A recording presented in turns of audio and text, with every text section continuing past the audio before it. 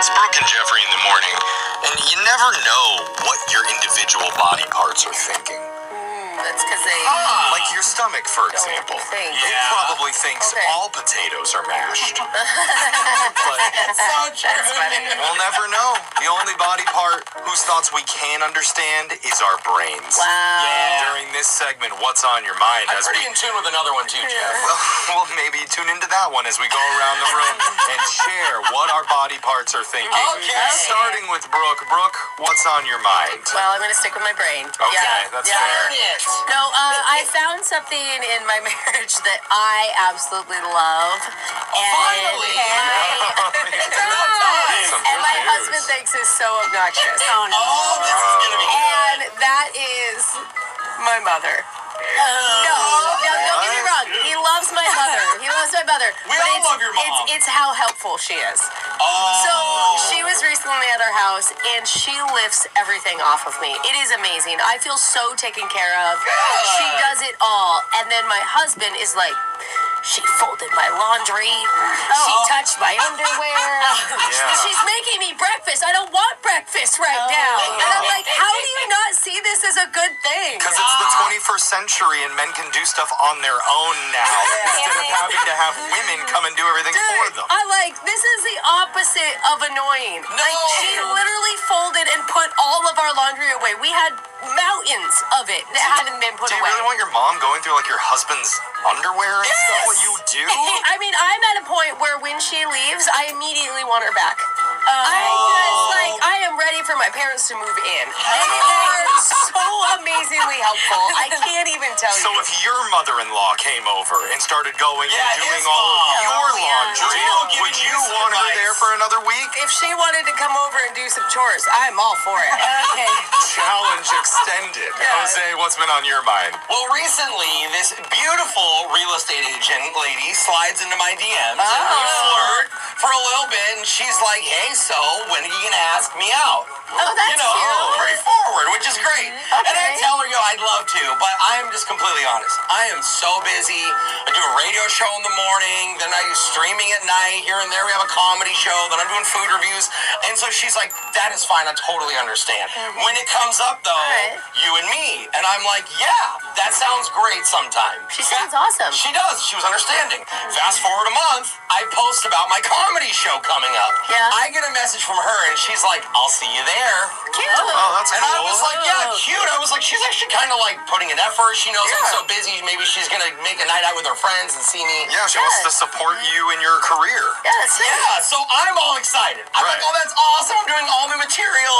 I'm excited for you. I can't wait to see you. And then she replies, I'm just kidding. I'm not coming to your show. Wait, what? I know. I was like, ouch. Why would you kid about? That's not funny. I know. So I tell her, I'm like, that was a little rude. That kind of hurt. And she replies, the only thing that's rude here is the fact that you haven't taken me on a date yet. Oh, no. I was like, whoa. The woman knows what she wants. I know. Tell me how quickly not to get a date. Yeah, no, literally. So how do I somehow have more dating drama now when I'm not dating than I did when I was out trying to date? I don't understand how it works. It doesn't make any sense. Alexis, what's been on your mind? I don't know if like Mercury's in retrograde or what, but I had a weird thing happen to me the other day. Ooh, let's go with that. So I was at work and just out of nowhere, I get a text from an ex. It's not a bad thing, but it's just like you never expect it. You're like, oh, okay. Especially middle of the day. Middle of the workday. Just weird. Whatever. I go home and then I hear my phone ringing and no one calls me. And I check my phone and it's a hookup from 5 years ago calling me. Yes. And I think it's an accident, so I like don't answer, but then I text. I'm like, hey, did you need something? And they're like, yeah, I did. So I call back. They just wanted to catch up that day. What? Super random. In the afternoon. Not the way to your heart to force you to be on a phone call. I mean, it's not like these people are drunk and texting you. They're sober. This is an afternoon, like 2 p.m. This is happening. You can get drunk in the afternoon by 2 p.m. enough to text your ex from 5 I was on the years firm. ago. Can confirm, not slurring. Yes, okay. Okay. Then I'm sitting on my couch, later in the day, I'm thinking how weird it's been. Yeah. What do I get?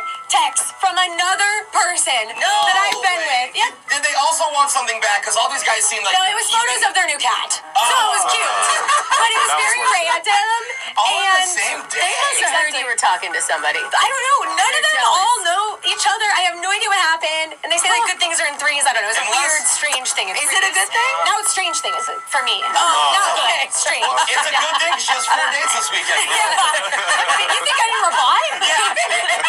You just sent in your memo. Good for you, Alexis. All right, Jeffrey, what's on your mind? The other day, I decided to take a page out of Brooke's book Oh. when I was at home. Oh no, Jeffrey, What'd you do? I thought, why not pour myself a couple tall glasses of cheap boxed wine and unwrap an old toaster strudel, just sit on my couch. Yeah, And that's the downtime you deserve. Yes. roll it up. I, unwinded the Idaho way, and what happens?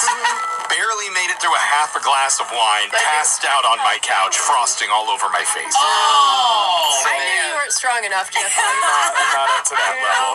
I wake up the next morning in the worst pain of my life. A horrible neck and back pain from sleeping on a couch. Oh yeah, dude, my neck's messed up right now from sleeping on a couch. I had to basically crawl to get to breakfast. So you could basically taste the headache the first sip you have of a box wine. Yeah. And have you ever tried to pee while lying on the floor? No. Yes. Because that was me. Could not physically stand to do it. Everything hurt for the whole day. And I came to the realization I've officially aged out of couch sleeping. Oh, in general. Yeah, I used to be my thing. Oh, no, I could sleep yeah. anywhere. This is a milestone I never wanted to reach in my life. But now, if I'm going to do any hot red wine strudel action going forward, I've got to do it in my bed. Jeff, you know you have to upgrade now that you're getting older to the big chair. Oh, time. that's the next level. Yeah. That's like the age 60, age 70. You kick your feet up, and next thing you know, 2 p.m. you're snoozing. I just like how you're blaming the furniture and not the box wine that you drink. Whatever it was, I've decided I'm too old for couch play. Okay. And that chapter of my life has ended. So Different. No, that's I think what's he was on right. our minds. And text in to 78592. You can tell us what's been on yours. It's Brooke and Jeffrey.